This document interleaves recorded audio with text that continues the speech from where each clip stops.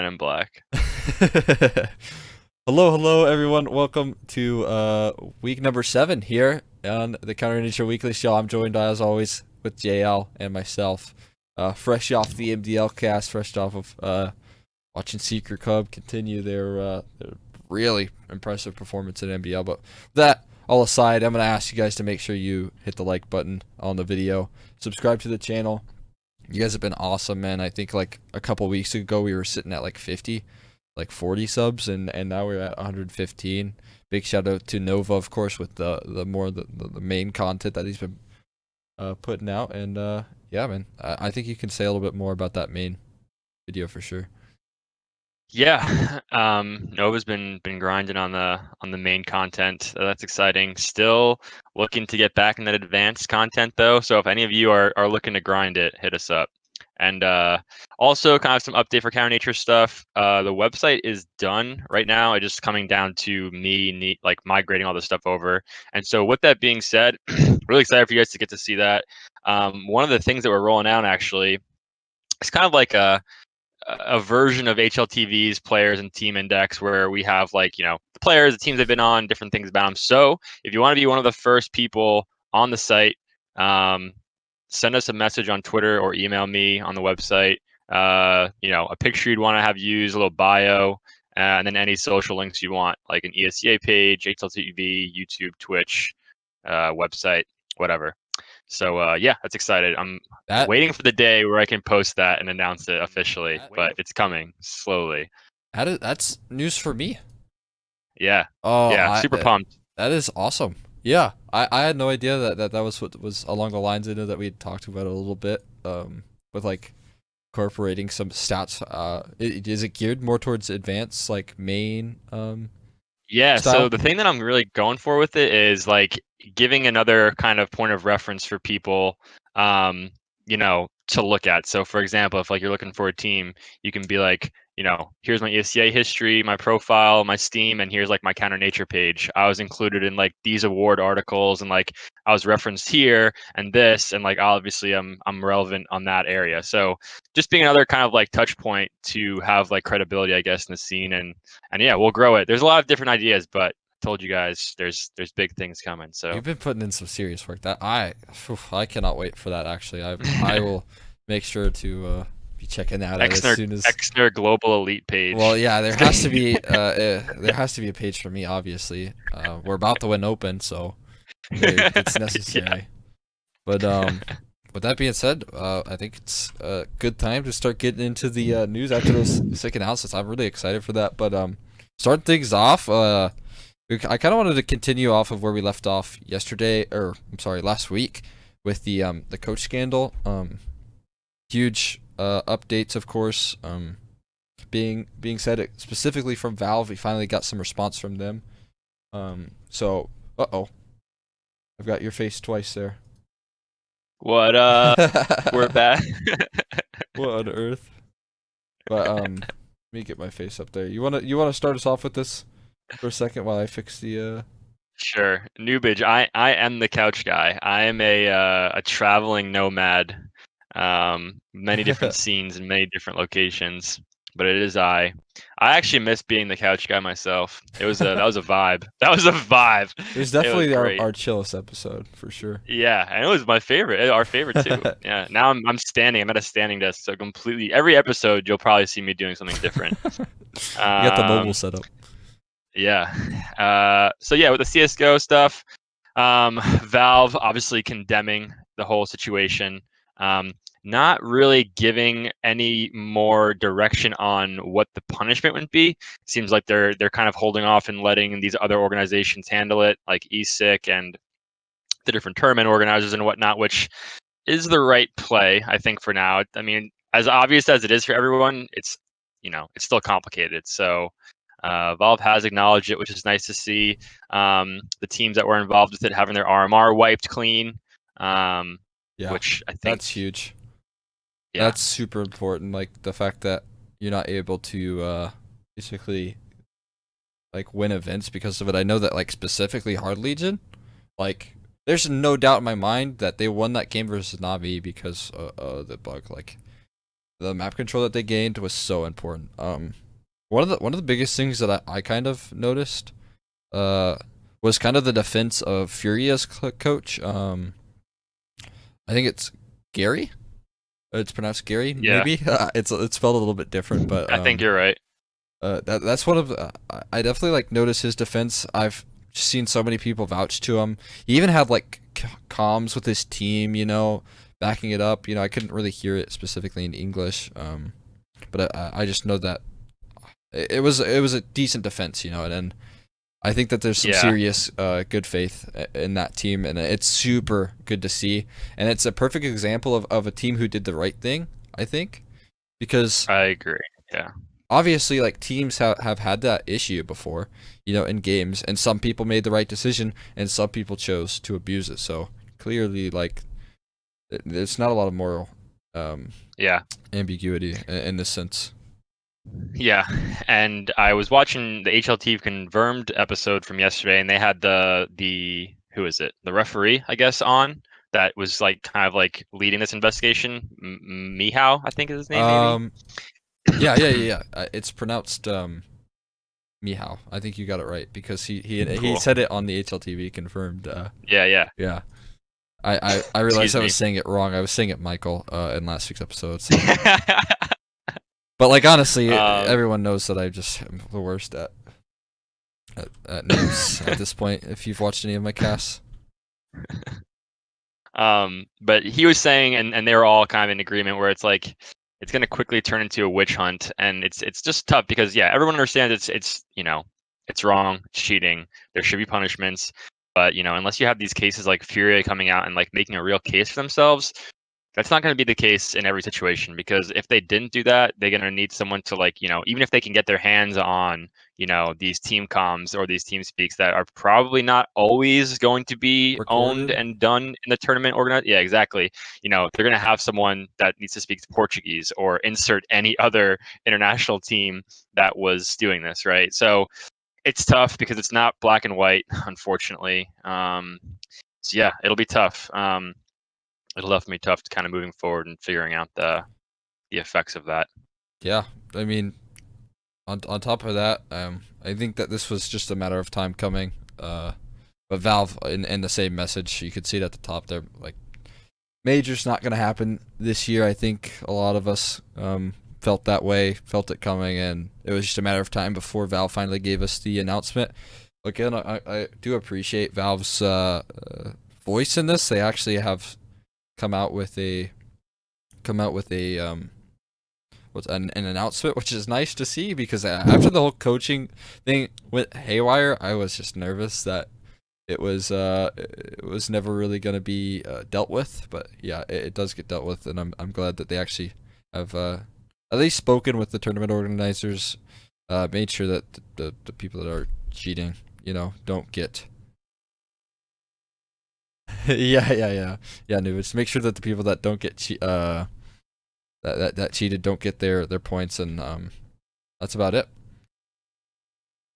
And yeah, it just kind of also kind of makes you look forward and think about what that first tournament will be like. I know everyone kind of talks about it in Discord conversations, but when we have like that event again, it's going to be nuts. And it kind of sucks Oh, because like you look at things like the UFC who has done these events and made it work during like the coronavirus thing, but it's like with a lot of sports, it's obviously the crowd makes it, but you know, I don't know. It would still be sick to see something be able to get done. yeah, I had again like had a Discord conversation of this exact same thing. I was always wondering the possibility of like a bubble in CS:GO, but I really just don't think there's the That'd be funding. wild. There's just not the Yeah. funding to put players through that. I would Yeah. I would agree that it's a little bit unfair of them to ask. It would still be a ton of money though for advertisers and sponsors because, like we've seen with like the webcams going on for all these players, like just to kind of like get the extra sponsor time in there, Right. Everyone's going to be watching the bubble. You could build a whole series around it. You could build like literally an entire show just like tracking the progress of it. So there's things you can do. ESL, Right. tune in, take notes. Yeah. But yeah. Yeah, no, and like League of Legends is having worlds, but I mean, we'll see what's in the future. I see that Nubage is claiming that there's rumors that land in December, which would be awesome. But I mean, that being said, Um, is that pretty much all you got? Because I don't have much left to say. Yeah, I am good with that. No way there's a lane in December. We'll see. We'll see. But Merry Christmas. moving on, I kind of wanted to give a little bit of a review on what I've been casting. I feel like I get a good bit of information whenever I cast games, and I get to see kind of the performance of teams, the power that they have, and I wanted to do a little bit of a review so far for week number 2 of MDL. It's also a little bit of week number 1. The stats are just a bit outdated because Third Impact actually lost to Secret Club, as well as I think a couple other games. Whalers had just won as well. I think 6 Gear had also got themselves another win. With that being said, all in all, I wanted to review these teams and talk about them a little bit. Starting off with a Secret Club, who obviously you see them at the top of the charts. They're ranked number 1. They've totally continued their strong performance. Like, I don't know if you've been catching any of these games, but like taking down their former teammates yesterday, taking down X Warriors International, which really sent that roster kind of haywire in their first game. So just doing really well so far. I also want to talk a little bit about the Whalers briefly. They also won today. I can't remember the team. I believe it was Mythic, but did a really good job of taking down that team. So Whalers again. It's kind of a race between top 3 in my opinion for Whalers, Team 1, and Secret Club. Like, I feel like those 3 teams. Maybe Soul Patrol, once they start actually playing games, will show up. But we'll have to wait and see. Yeah, so Soul Patrol have still yet to play a game so far. A lot of teams have, actually. Yeah, they're patiently waiting in the silence and in the background. They'll be there. Yeah, for sure. Yeah, and honestly, you kind of forget about them at this point because like it's been so long. But moving on, I kind of want to talk about X Warriors, who their roster collapsed. They lost their key player Swisher. He went actually to YAG Gaming, which we'll talk about in the near future. Yeah, you're exactly right. That's super sick. But I'll have a little bit to say about that in the next, well, not the next slide, but our next little point. But that's one roster that kind of, I wasn't really expecting to last too long, to be honest. I feel like Swisher was the one keeping them alive, and once he left, I think the morale of the team kind of left with it. That potential to win kind of left with it as well. Yeah. I'm not going to say that they are doomed, but definitely a roster in shambles right now. I kind of want to move into the advanced teams where like RBG and Third Impact have kind of been underperforming so far. Of course, Third Impact, they've had their own roster struggles as of lately, with like the whole Fluky and him leaving, obviously having to worry about Viz, picking up a replacement for Viz and T. Connors, which was really huge for them. Those were 2 huge players that got lost. Viz specifically, as you can see, has been doing a really good job in MDL so far. Again, have yet to see him play. I believe he's on he's on incognito now because PVO exploded. Yeah, and I don't even know if he did another roster change. I don't know. I saw him tweeting today that he was playing. I can't remember if he was playing with or against Curry. That caught me off guard. I can't remember. Against, I believe. Okay. Hold on.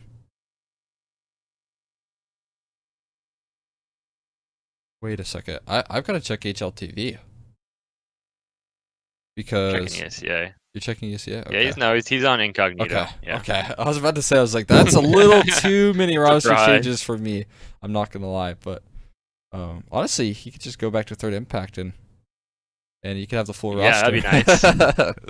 But I mean, like for RBG and Third Impact, both those teams grinded so much. I feel like in this last season, kind of like the bounce back's been tough to kind of keep it going and try to stay up to speed, maybe with what's going on in MDL. Obviously, Third Impact has some more hamstrings that have been kind of blown out with the roster changes.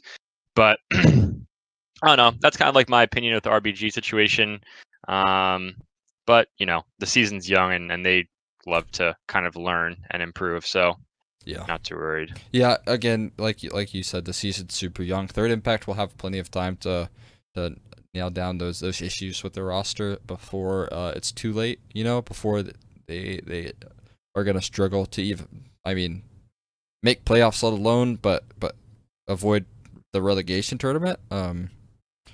But yeah, plenty of time. They can find their footing with a little bit of talent being dispersed from X Warriors International, depending on if that roster goes its separate ways. We'll have to wait and see about that. But one team that's not disappointing me is Timberman and MDL so far. They have been on fire, and with Florgy, they look so good. Like Florgy, a great addition. We saw him in Team Hyper last season, just firing away. And didn't quite make MDL last season, but this time he has a chance to really pull through here against these MDL teams. He's proven himself. Hasn't been on the top of the boards, but a really good replacement for Timberman, and that's a large reason why you see them 2-1 right now. And their one loss against Whalers was very close game. Yeah, was it 16-14? Yeah, 16-13. 16-13. Yeah. Yeah, it'll be exciting to see if Timbermen keep winning like this, and I'm sure sooner rather than later they'll be picked up by someone. Right. Yeah. So that's exciting. Yeah, I love that team. Yeah. And then you can't forget the homies. Yeah. The Empire. the Empire. You're right. They posted out. I might be able to find the picture fast enough. And That's throw one of it the most legendary tweets. Bro, I was just chilling. I was literally camping during this whole entire that whole entire exchange. I checked my phone after running to the gas station real quick, and what do I see other than my face? And I don't even know the characters. What is the character's name? Cinderella? No, it's not Cinderella. It's the grandma or like the I don't know. I never watched that movie. But I lost it, bro. I literally lost it because I was like, why did they post this? And then I opened the image, and it is my face on photoshopped onto a body. I just lost it right there. So funny. But yeah, man, I'm so happy that they're in MDL.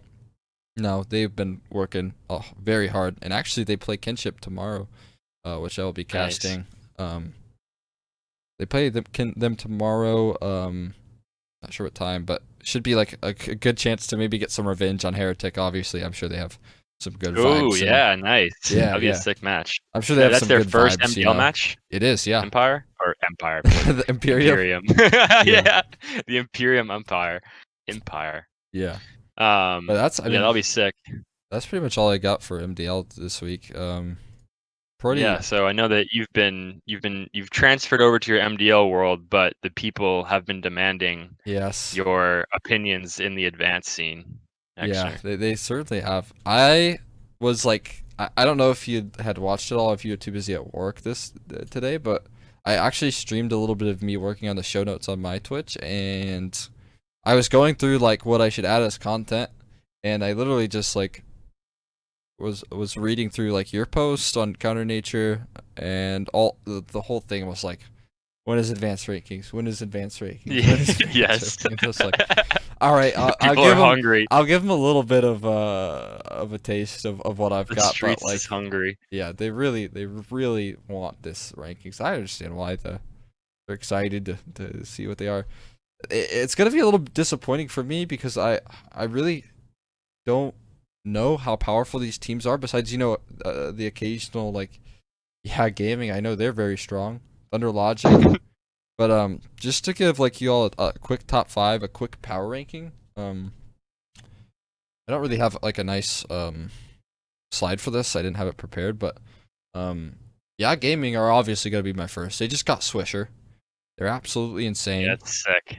Beforehand, and now they just got a huge Fragger, and should just have no time. No difficult time really stepping into the role of gaming. I think they actually had to replace IDK for him. I'm not sure what the IDK, roster was. Yeah, IDK. So second was pretty difficult for me. I actually asked the community to help out, but it's kind of a tie. I'm not gonna say it's a tie. I'm gonna go ahead and give it to Thunder Logic. I think they take the cake for second place. They've won their 2 games so far, at least, pretty dominantly. We'll get some more results after tonight. I'm not sure what's going on the advanced stream so far, but we should be having that little bit of information coming soon. Top of that, I have Infinity Esports, yeah, in third place. Yeah. I think a lot of people agreed with me on That is that a one. tough one. Yeah, that is a Um, tough one, but yeah, I agree. Especially, Thunder Logic adding Eric, um, that roster's sick. I mean, they were expecting to go back to MDL last season, and they should be expecting the same again this year around, or this season around, Thunder Logic. yeah, and now here's where it gets really tough. Fourth and fifth, they're not easy to pick from. Like, especially in my poll that I sent out, like there's been so many different like variations. Like every single team has gotten some votes for them. There's not a single team that I put out that has not received like a vote for fourth or fifth place, which makes it so difficult to decide. But so far, I am kind of feeling like Rise Esports Club has a potential to be in that fifth spot. And I'm not really holding out much hope for Team Hyper. I don't expect that they'll really come back into their original form that we saw in playoffs. But Sorry, who is your fourth team? my fourth team, it's my fourth team. I guess Supernova. Like That's fair. they made It's playoffs tough last though. season. They lost Fluky and Qualinoo, but like made playoffs. So I guess Yeah, I would consider them RSN that. and Supernova train, I believe. Yeah, I like that. Yeah, but that's my official top five. As of right now, again, like there's a lot of these teams have only played 2 to 3 games, so it's super hard to rank them. And I'm sure I missed out on a lot of potentially good teams that have just had rocky starts. So again, we have Yeah. plenty of time for the season to shape out. Don't feel too bad if I left you out just yet, but just keep on working for all you teams that aren't in it, and eventually maybe you'll see yourself on the top of that sweet top 10 next time. Yeah. Advanced rankings. I mean, to kind of go off your point, I know we were trying to push rankings out this whole time. It's like the changes obviously are still not stopping. Like there's so many roster changes happening, Yeah. teams exploding. Um, there's one team, Brigada, hasn't even played a game yet in advanced. I think they're still all like coming back to the States. I think I know And who you're talking about. There's like one yeah, team. Yeah. and yeah, I guess this will be my kind of plug. The Counter Nature team might be one of those squads that hopefully can stick together. But we're looking for two homies. We're trying to make it work. We're 1 and 2 right now. Prefer an IGL. Got a core of Xander, Icy, and Envy.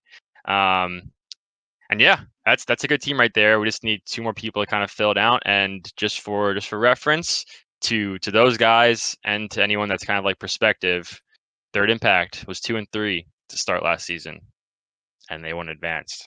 So yeah, hopefully we can keep that project going. We just got a new coach that's really dedicated and down to really kind of grind with us. So hit us up if you're looking to try out with us. Yeah. Yeah. I mean, I feel like I've seen that core work together. I mean, not the exact same core, obviously, with the roster changes, but yeah, definitely. I think have some serious firepower. Could be some good potential. No way, Reggie. But I'm sticking to Caston for now. But yeah. With that being said, I kind of want to move on to the C9 announcements because I feel like they are pretty huge for the scene. I know that HenryG said he had some huge stuff prepared for us, some colossal stuff as he often says prepared, and he definitely didn't disappoint. I was not expecting this. I was expecting maybe a coach role, but yeah, general manager of Cloud9 is now HenryG's new role. He talked about what exactly he'd be doing in it, like specifics, as in like generating the player contracts, trying to work to make this team as successful as possible. And like one thing that I've noticed from him is that he just is exploding with passion, and I feel like that's exactly what you have to Yeah. do to make it as a caster, especially back in like 2013, 2014 when he was just getting started. I read his DK interview, and like you're not making much money then in 2014, right, with casting. So definitely he's just filled with passion. He has a potential to really build a strong roster, and it seems like in a couple weeks he could be like the official meme of CS:GO. We could be like recording his interviews and be like, oh, this is Cloud9, LOL. But it could be something really huge, and he could be right. He could be onto something. Yeah, and when he announced his retirement, that's one the common theme I think we even talked about on this show, where everyone and himself included say he's like very very passionate, and kind of just losing the in-person and LAN experience was just really took it away from him. On top of the grind that comes with that, and the negotiating the business side of it, and yeah, so Oh it's yeah. good to see that he can kind of bring his passion back into a project like this, and yeah, and try to make something happen for this Cloud9 team, who definitely deserves to have a better place in the scene. No offense, um, and I think it's definitely the right choice to try and make that happen again. Yeah, yeah. Like the one thing that he pointed out in his interview, no, actually, like this whole time, Spc0rk has been patiently waiting, for us to get to it. But I'm actually gonna pull him into the interview because I'm sure he has a lot of knowledge on how things kind of go behind the scenes. That's kind of why I was excited to have him join us as a guest. But yeah, we do have Spc0rk with us here today. He is the CEO, is that right, of Third Impact? Yep. Yeah. Hello. I'm Ken McGaffey. I go by Spc0rk. I co-founded Third Impact with my partner Wave about a year ago, actually, a little bit over a year ago today. So we're at like a year and 1 month, I think, as of the 6th. So, Wow. um, yeah, good to be here. Thanks for having me on. Yeah, of course. Yeah. So I know that you've been doing a little bit of research into this. I know that you watched a little bit of clips about HenryG's move to Cloud9's roster as a general manager. I for one have kind of wanted to point out like his plans for it, like his contracts. He mentioned that maybe would be public, and that is something that'd be super interesting. Like his salaries for his players are going to be public. What do you Yeah. think the motivation behind that is? Well, I know that he actually just posted another tweet a little bit ago saying that basically the intent is for players to be able to know their value. Okay. The only people that are hurt in the most part, for the most part, when contracts are basically kept in the dark is players, because it gives organizations an opportunity to negotiate lower salary. It's kind of it's very similar to the way there's already kind of a stigma in the real world, like Right. non-esports world, in terms of like talking about your salary, right? Like you Yeah. shouldn't do that. And then I know like Google had that for like fairly recently, where they all started compiling their salaries, and they're like, wait a minute, there's like some discrimination here, like what's going on? And as soon as you have like more communication, all of a sudden like a lot of truth comes out, a lot of Hmm. people realize what's going on. So um, I think it's interesting because I think the idea is that salaries would be going up and that players would be getting more value, like they would be getting more benefits. But that's like directly in contradiction to something that Thorin would say, is that we're like in a bubble, right? That players are being overpaid an incredible amount. Right. Um, so how true one side or the other is tough to say. I'd say that every organization has their own budget, has their own concerns and things that they need to be focused on. So it's nice for Cloud9 to be in a position where they can, really be setting the bar for all the other organizations in the space in terms of what players should be compensated. So Yeah. um, I think that's really one of the biggest things. Personally, like I've heard a lot of things about how much players are being paid. For me, I think the most interesting thing is how they handle their transfers, um, because that's something that like even recently I've had to like talk with my players about. It's like it depends obviously what level you're on, but every time I've spoken to somebody about how they handle transfers, it's been different. Hmm. I've spoken to agents about it. I've spoken to other players about it and other orgs about it. Like it ranges anywhere from 3 months salary to there should be no limit, because putting a hard number on it basically hampers your negotiating position. And sometimes you let a player go for free because you're making a trade, for example, Yeah. like you're getting another player. Or there might be some circumstances where the player just really wants to go, and you just having them on your roster would be kind of like I don't know, the wrong thing to do just because they would be very unhappy or whatever, and you want to have that liberty of being able to let them go. Mhm. You can write your contract that way. Yeah. You can write that however you want, but I think it'll be interesting for me. Like that's one of the things I'll be looking for. Yeah. Yeah. No, I definitely like your point about kind of adding transparency, giving like up and coming players the right to kind of fight for themselves, which is pretty cool. In terms of like contract wise and knowing their value. But Yeah. yeah, going further with Henry, I really like that move from him. It's one thing that I noticed from his Flashpoint interview with Thorin and Monte Cristo, I believe. Yep. That it was a super interesting thing that kind of highlighted it to me. But I also want to talk about like specifically HenryG's struggle to find like sustainability. It's kind of something that both HenryG and Moses have complained about, and I think it's a large reason why we saw them transfer away from casting. They've been struggling to find contract, and this isn't really to deal with like his role in general managing, but like struggling to find long-term contracts, struggling to find any sort of stability in the scene. Like I totally understand why he made this role, and I'm glad that he's kind of found himself a place where he's happy with, and that he can kind of refuel his passion for something that I'm sure he definitely has been wanting to for a while. But I mean that's all I've really got in terms of like talking about HenryG's transfer. I don't know if you have anything, Jayel. Yeah, I kind of wanted to go back real quickly to what we were talking about with like the salaries. How Yeah. it's interesting on one side, it's like very, very, very, very disruptive, where organizations aren't doing this, businesses aren't even doing this.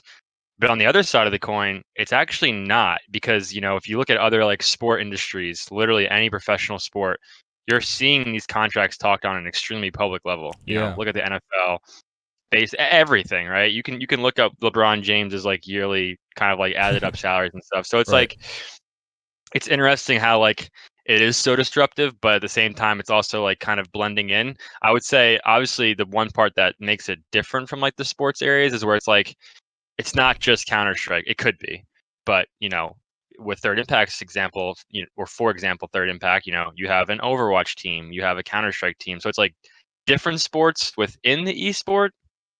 So I don't know. It's interesting because obviously something might have if you're selling players to the Overwatch League as opposed to making a transfer in an MDL league, right? Is obviously huge different implications that go along with that. So I don't know. I just want to kind of point out the interesting kind of black and white sides of it.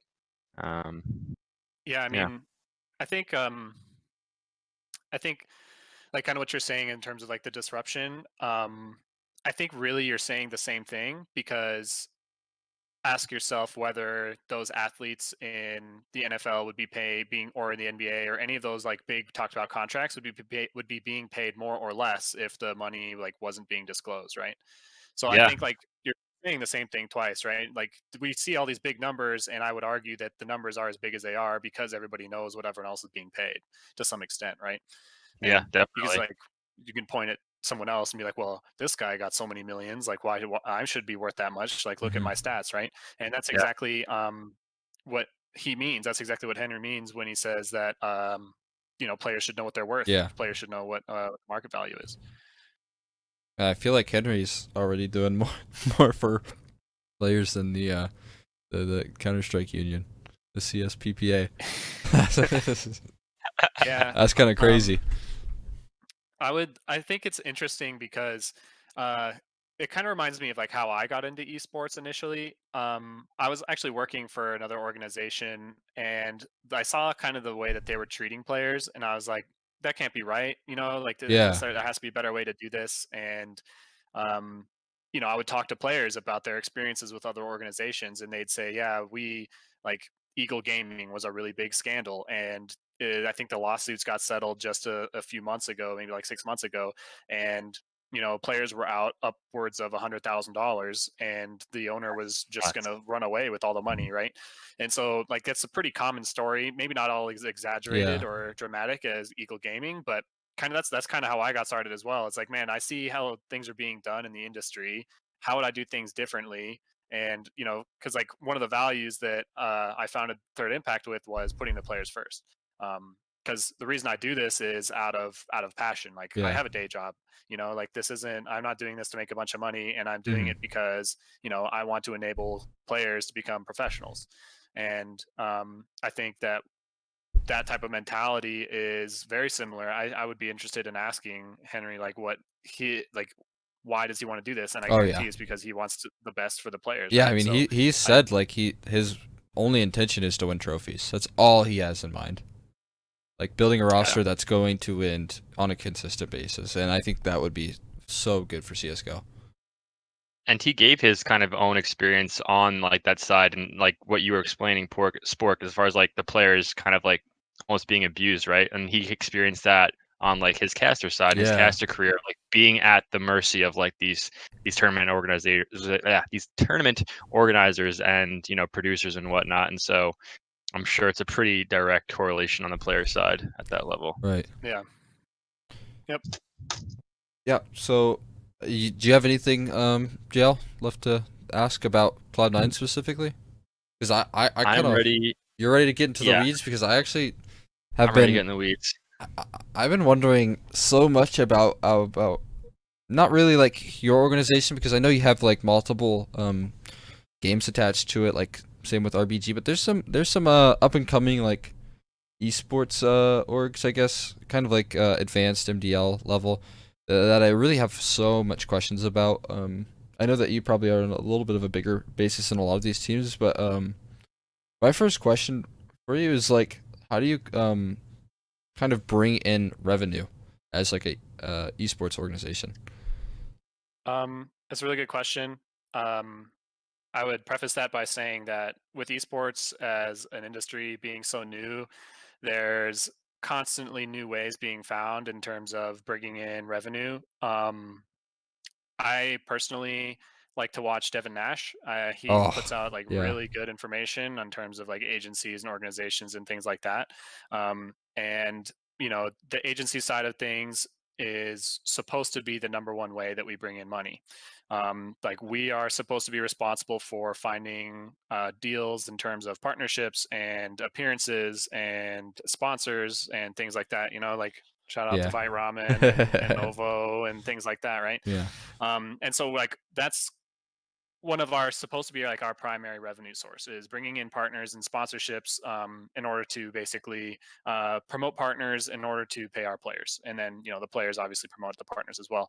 But there's actually a number of them. So hmm you've got sponsorships and partnerships, and the next thing is going to be like your prize winnings. So at this level in terms of tier 2, like I don't yeah, have any delusions about where we're at, and I think that we might even be like tier 2.5. hmm Like yeah, we bring in we bring in a small percentage of all of the prize money. So once you get above our level where the partnerships and other revenue sources are more feasible, then that amount of share should go down to probably close to zero.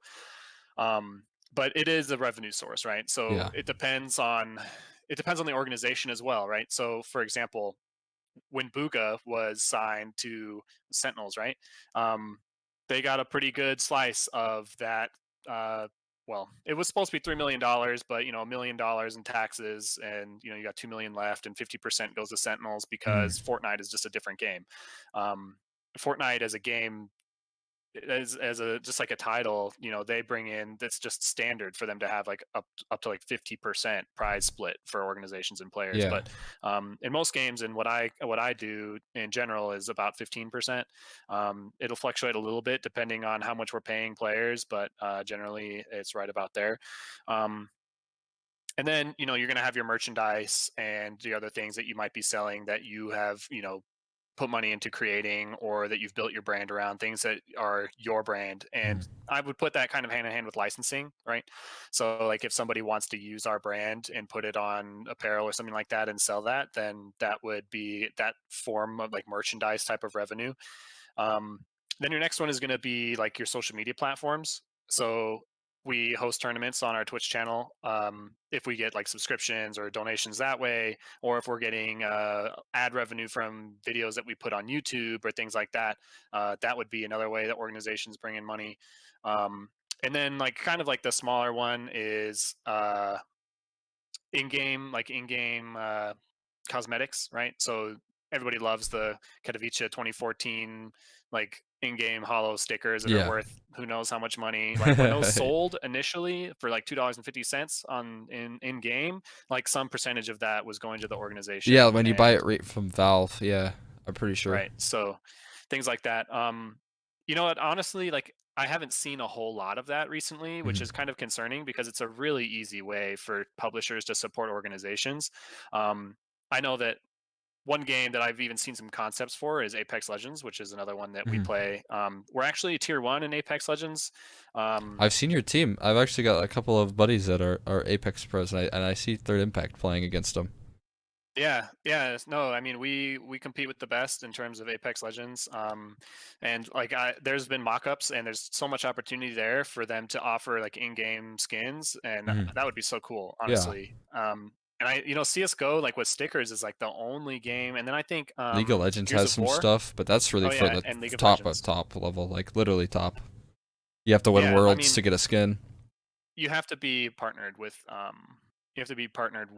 Riot, I'm pretty sure, in order for any of that to happen Yeah, anyway. right. So yeah, I mean, I think that's 5 of them that I covered. There's like appearance fees and like some other agency type of stuff that you can get. We actually have a deal coming up, a partnership deal coming up that's like not a sponsorship, but it's like our first like league um, participation, like I guess appearance fee is something is what I would call it. That pretty big step for us, honestly. So I'm pretty excited for that to Yeah. come to light. But yeah, I mean that's how we make money. Um, if I'm being truthfully honest, like you don't make money at first. Yeah. Like right now, like Third Impact doesn't make money. Like I put a lot of money into the org, like I mentioned earlier, because it's like something that I'm passionate about. Yeah. So if you're thinking about starting one, you got to find some money somewhere Yeah, it's an because investment, right? yeah, I mean, like it's possible to start an org without any funding and you just have staff that are volunteer and designers that are volunteer. And we did that. We operated that way for a long time. It just, you eventually you get to a point where people start to expect compensation and, um, like we're one thing that's really incredibly unique about esports is that you have very qualified people applying for jobs that they have no business actually doing, but because they're very passionate about the scene, they're willing to take like Yeah. that Right. incredibly like small like big cut and just be involved. So that is one redeeming thing. um, but yeah, I mean, yeah, if you have any other questions about like starting an org or anything like that, there's so much more to it when it comes to like taxes and things like that. Gosh, Yeah. yeah, it's not a lot of fun. I like to kind of take all of that away from the players and be like, hey, let me help you, and we'll take care of this stuff for you Right. because they have to pay taxes too. Yeah. Um, but it's a good way to buy some stuff and write it off, like we made a little bit of money. You know what? I forgot probably one of the most important sources for my level, which is actually transferring players and buyouts. Okay. So, at our level at tier 2, like the idea is that you are home to up and coming talent, right? Yeah. So if you have a player that also like suddenly like Grim that becomes amazing and you have a tier 1 team that's interested, like, you know, you basically are recouping all of the investment that you made in that player by moving them up and getting Yeah. that transfer fee. So It's worth the that can salary. be, yeah, exactly. So that can be a pretty big way for at least smaller orgs to make some money. And I know that in the CS:GO scene, you've got like $100,000 transfers, sometimes more. In Yeah. Overwatch League, that's happened as well. Multi-$100,000 transfers. So, um, Yeah, it can be pretty substantial. I've got a question kind of on that subject, not kind of, completely on that subject, is kind of like, how have you evolved through Third Impact's, I guess, like contracting process, like from like when you started and like negotiating with players to kind of like where you are now? Because, for me, even I've been doing our Counter-Strike team, and it's like a miniature organization, or it's a miniature team for us, right? Mainly to Yeah. try and spread awareness, but at the end of the day, we're still having a Counter-Strike team. And so, you know, we have contracts, but like it's not a signing or anything. It's just like upon changing your team name, you kind of agree to these things. There's obviously no buyout clause or something like that. I think I had a thing in there with like if you go to another organization, it's expected that they would pay like the league fees that we invested. So it's like, how have you kind of like grown through? Like, have you worked with lawyers? Have you done it on your own behalf? Have you gotten advice from people? Yeah. Yeah, so I would say all those things, right? So when I first started doing this, I had no idea what I was doing. I really just wanted to do right by the players, right? So at first, there were no contracts, right? It was an Mhm. agreement. It was we had a mutual goal, and we decided that we wanted to do something together, and so that's just how it was. Um, I've been burned by that. So, I don't advise not having contracts. At the very least, I would have an agreement that just says, like, I'm not going to drop in the middle of the season and go do my own thing, Mhm. or, like I will or will not share whatever you come to an agreement on. Um, and then I started by, just kind of like doing some research online. I'm like, what should be a contract? Like, what isn't a contract? It's different states have different laws and different requirements, and what makes a contract legally binding, what doesn't. At that point, like, you're getting into the whole law side. I actually reached out to a law group, I think it was like ESG, for help writing a contract, and I got a quote. And you can be expected to spend like $5,000 plus having Wow. a fresh contract written by a professional. Wow. Um, but That's yeah, it's a lot of money, especially if you aren't paying anybody because you don't have the money for it. The thing about contracts, though, is that the intent is for contracts to be able to be written and understood by anyone, by just like your average person, right? yeah. Obviously, they can get incredibly weighed down by legal jargon and just length and things like that. But the intent is for anybody to be able to write it and for it to be legible and enforceable. Um, you still need to do a little bit of research on it, but I ended up writing our own. I kind of took some parts from other contracts that I saw online. I was like, okay, yeah, that needs to be in there. Yeah, that makes sense. It's like, okay, the law requires this and that. Started writing my own, and then eventually, I ended up reaching out to agents actually. So I actually reached out to an agent and had them, hey, can you redline this for me? Like, I want to sign my players under this, and I want to make sure that it's fair and it all makes sense and everything like that. And they gave me like some revisions and stuff like that, just because it was a connection that we had. And after that, you kind of evolve over time based off of what you need and what like, you have different games. Like for us, like, we have a bunch of different staff positions that are contracted. We have coaches, we have players, we have content creators. Like, all those things need to be different because coaches and staff don't have buyout clauses on them, for example. All um, right. it's just something that kind of iterates over time. I would say that is if there's any amount of representation that's going on, or any amount of reasonable damage that could happen to your brand or something that you're building, or if you're exchanging money or things like that, then you definitely need to have a contract. So, like, I can kind of talk about ours for a little bit. We have a team house, right? So there's a separate attachment for the rules and just like the expectations, behavioral expectations if you're living at the house. There's a social media behavior like agreement, basically, like, just behave.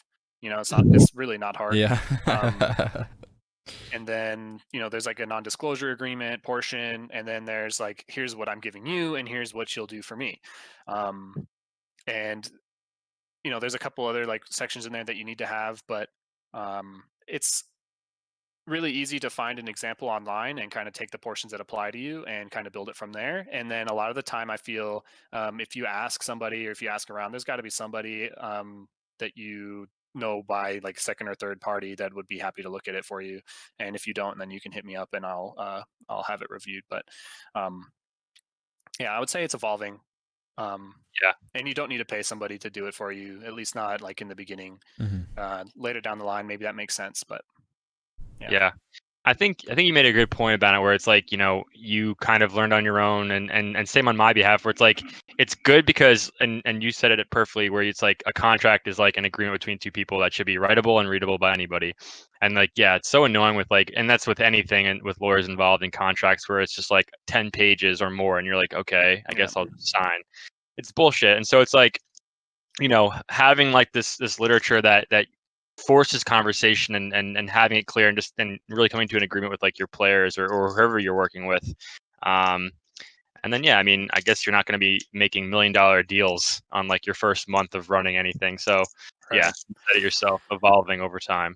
Another thing I would mention though is that that's actually one of the services that we provide for our players. Is once we do have that initial contract out of the way, like organizations operate as an agency in addition to kind of creating the environment and the branding for fielding teams.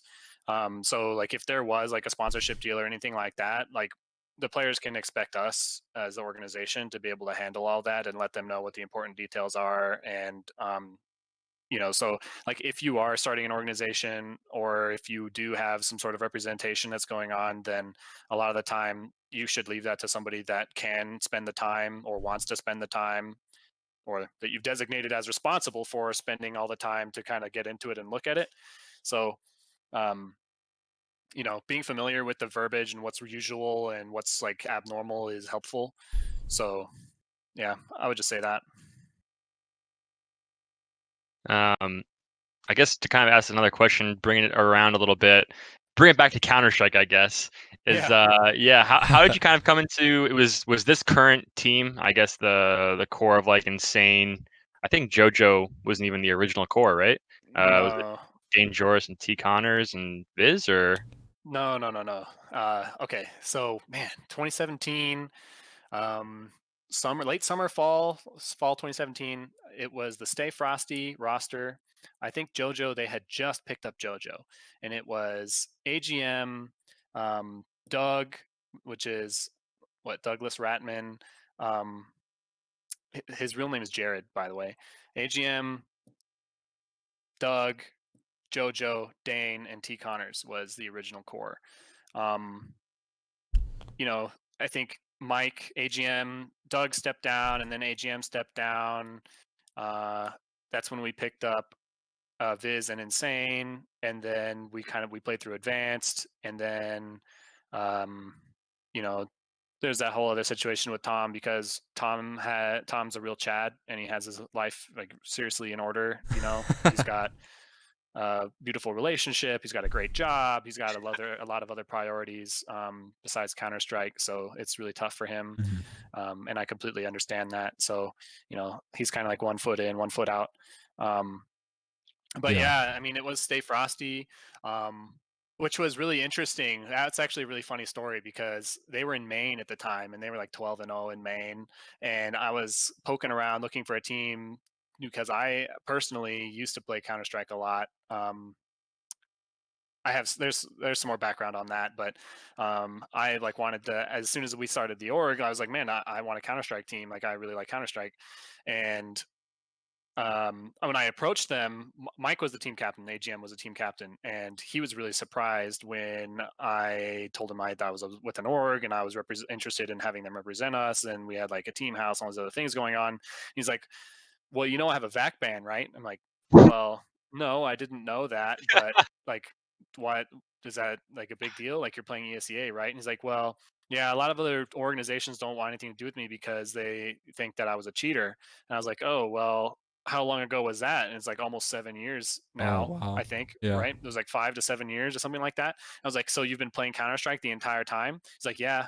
Yeah, I mean, I have been. And I was like, okay, well, I'm sold then because if you're going to get completely shunned by the community back in like, I don't know if it was 2012 or something like that, and you're going to continue to play the game with an entirely new account and have racked up 5,000 hours in game like as your second account, like you're clearly dedicated to the game. And after talking to the team, like they're a bunch of really close knit guys, and the team environment was the most important thing to them, Mhm. and they were just playing for fun really, and that was all like really cool to me, and I thought that that was probably one of the most important things to have on a team, at least at the level that we were at. And yeah, I was really happy to work with them. And um, honestly, like when I had AGM and Doug at the house, they were probably some of the most gracious people that I have ever met in my life.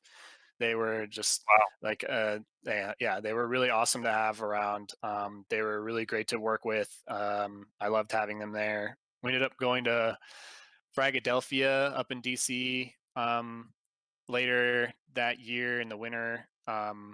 gosh, that's a whole other story about how I got banned from Airbnb because we got Oh my god. we got bait and switched at the Airbnb basically. Oh my They sent god. us a bunch of pictures of what it looked like, and it was like Philly in the winter, and it was cold outside. The heaters like really didn't work. One of the windows wouldn't stay shut, like it would stay open and all the time. Like gosh, it was that. I mean, I have a bunch of footage of it still, and I was gonna make a YouTube video out of it. You flush the toilet, and then What water on starts coming out of the sink in the kitchen and out of the shower. And like I complained to Airbnb, and then I sent them a bunch of pictures, and then they sent pictures to the homeowner, right, or to the guy, the owner of the property. And then when I like basically complained, he sent Airbnb the pictures that I sent to Airbnb saying that I damaged the property. I'm like, wait, this is my picture. Why are you saying that I damaged the property? Wow. Like, I literally took this and sent this to Airbnb. Like, how do you have this? Oh my And god. then they ended up refunding me for half, and then banning me. So yeah, it Wow. was a pretty crazy story. How do you both admit fault by refunding half and then punish Yeah, exactly. I think ultimately because they are more interested in having people that are offering housing as opposed to people that are like good needing it? traveling and needing it, I guess. The really Interesting. like the crappy part about the situation was that it was Army Navy football, and there was nowhere else to stay. That's the Yeah. thing, right? There was like, hey, we can try to find you some alternate reservation or like another place to stay. And it's like, well, there is nowhere else to stay. Like all the hotels are booked, all the Airbnbs are booked. Like we can't, we literally have no option but to stay in this freezing Airbnb with like 3 blankets in the whole house.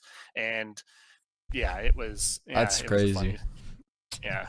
Um, but yeah, that was actually the event where we went into like pentuple overtime With against Big Chillin'. RBG. Wasn't it No, it was RBG. really? On Nuke. Yep, on Nuke. You can ask. I know that uh, Sully and Sully and Upmind were casting that, I think, and they were up there casting for. I mean, because we played like 60 rounds. Like Nuke went to 60 rounds against RBG, and we kind of have like a little rivalry with RBG in terms of, Yeah. you know, we kind of like came up at the same time, and we go back and forth in events. I know like in Winners League and Fragadelphia and ESEA, like we keep trading back and Advanced, forth. yeah. So The finals. yeah, Or not the finals, it's but the losers bracket finals, I believe. yeah. I know that like we've lost and we've won, and it's always just kind of fun to play against them. But yeah, so here we are today. Talk about roster changes, right? Like we've had our fair share. We're still going through some of that. Um, for me, as like the owner of the org, I actually have a really um, my position is interesting in terms of all of that because I am super lucky to have Insane on the roster, and he is a very mature and very proactive, and like he's just he's just a great individual.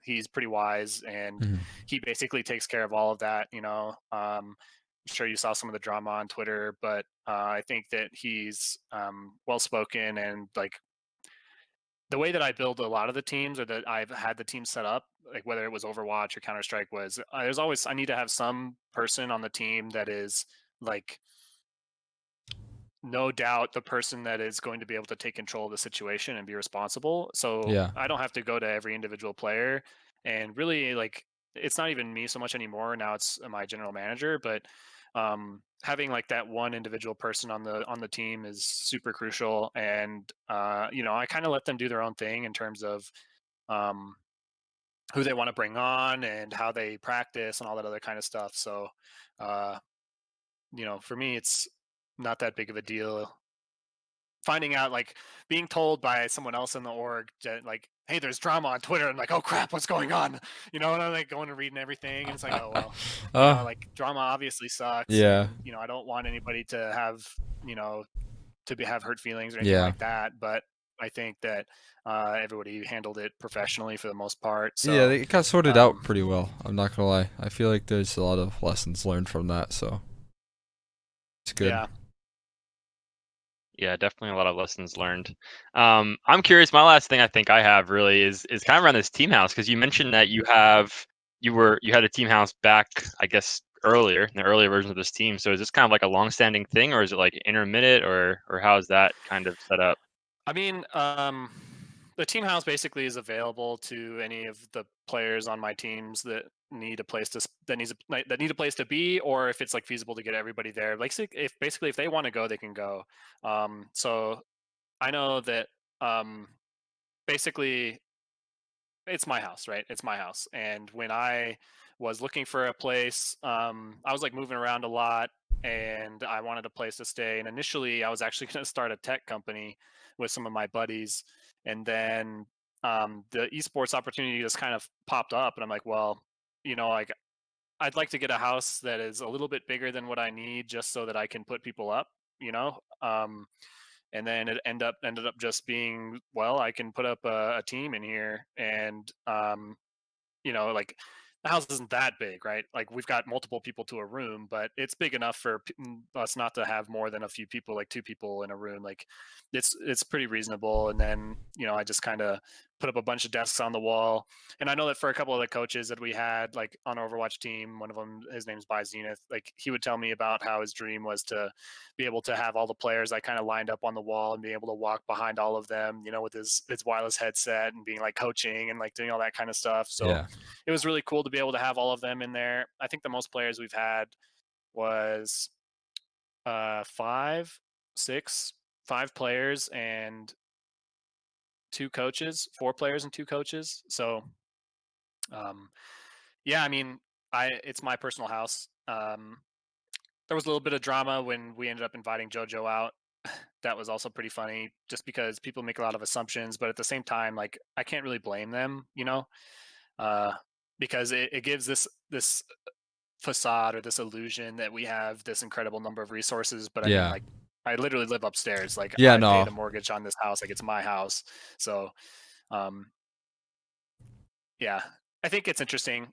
It's pretty not as big of an asset now with COVID going on, just because we can't have people like coming and going as easily. But that's um, just for now, right? It'll change.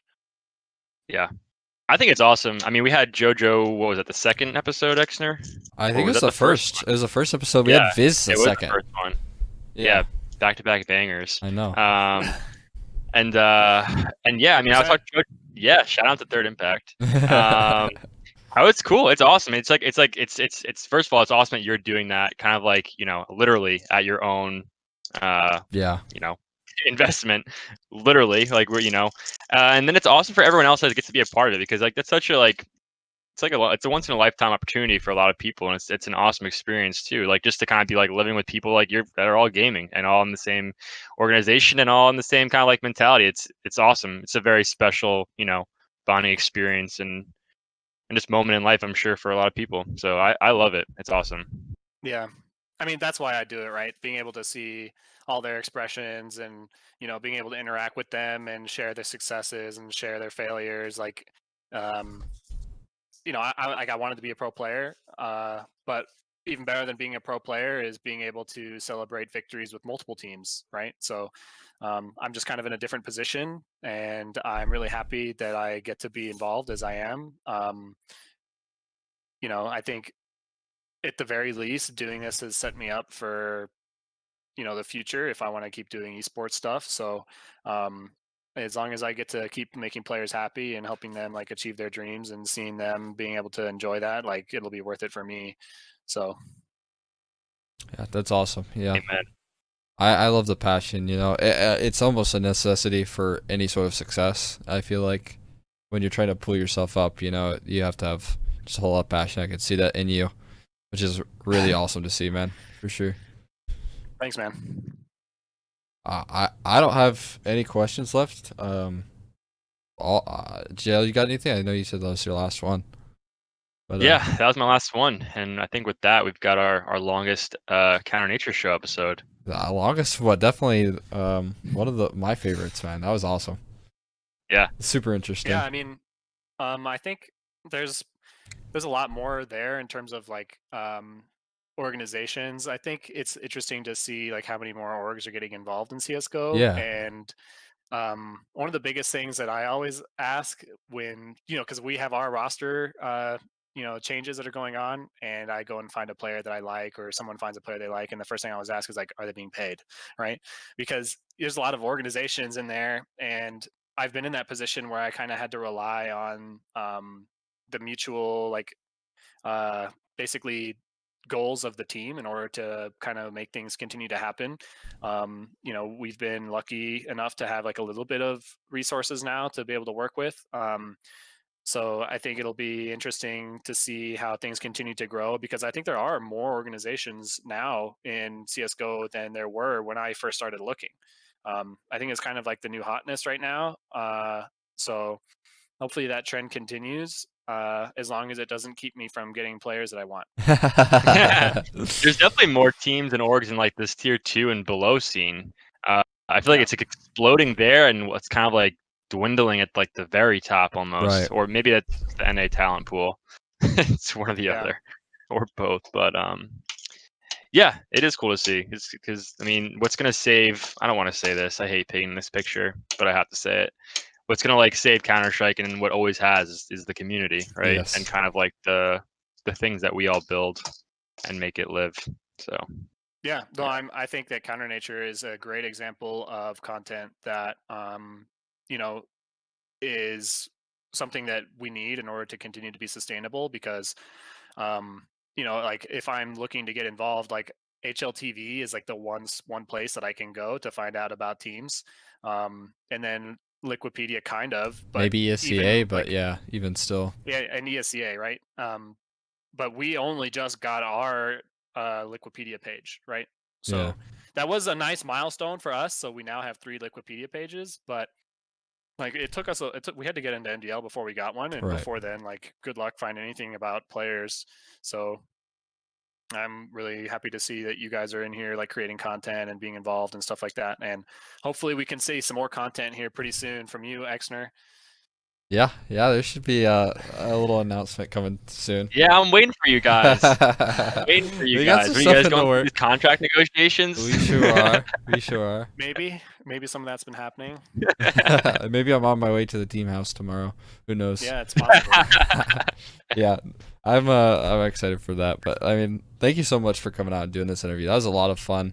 I actually learned Yeah. so much because it's something that I really know nothing about. I've heard Jayel talk about it on a lot smaller scale, but I'm super interested in it, and so that's really good to hear, man. Thank you so much for taking the Yeah. time. Of course. Yeah, I mean, I'm always happy to answer questions. I'm not here to gatekeep anybody. So my name's Spc0rk27 on Twitter. My DMs are open. You can find me on Discord as well. So if you have any questions about that type of stuff, like, I get random people asking me about business and Mhm. like starting an org all the time. Like one of the guys from that I knew that was a journalist in Overwatch hit me up randomly. He's like, "Hey, so I've got this big investor in Oklahoma City. Um, is that in Oklahoma somewhere? Yeah, no, it's Kansas City that isn't in That's Kansas Kansas. City, right? Yeah, That's Kansas so City. Oklahoma City, I And assume, is in Oklahoma City. Oklahoma. Yeah, but yeah, in Kansas City, and he's like, "Yeah, and we're starting an org, and we wanted some advice on all that kind of stuff." And I sat down with him for a while. So, like I said, I'm definitely happy to help Yeah. out whenever. So Yeah, man, yeah, thanks for having me on. for sure. All right. With that being said, I think it's about a good time to head out, man. That was a lot of fun. Again, big shout out to Sp0rk. Again, that's the CEO of Third Impact, clearly putting in a lot of work. But for that, I feel like it's a good time to head out. I appreciate all of you all staying tuned and watching Nubage, man. You're an absolute champ. Thank you for staying tuned. That was really insightful. It is past my bedtime, so Yeah. I'm ready. Yeah, I got an exam tomorrow. But that's Ooh, for another day. I hope that studying worked out. It I did. hope you're ready to get I 100. spent a good time studying. I also spent way too much time studying MDL in advance today. Not gonna Man, lie. these Zoomers. These Zoomers make schoolwork. Exactly. Well, Zoomer just means somebody that uses Zoom, right? Yes. Yeah, I guess, or Blackboard, I guess. Same deal. But yeah. With that being said, thank you all so much for tuning in. make sure to smash that subscribe button, smash that like button. Follow us on Twitter at CounterNature, at Xner20, at Spc0rk27. Yep. Is that nice? Yeah, 20. Sport with a 0. Oh, Sp0rk with a 0 Yeah. instead of an O. So make sure to hit us up on socials. With that being said, peace out, guys. Have a great night, and we will see you next Wednesday. Good night.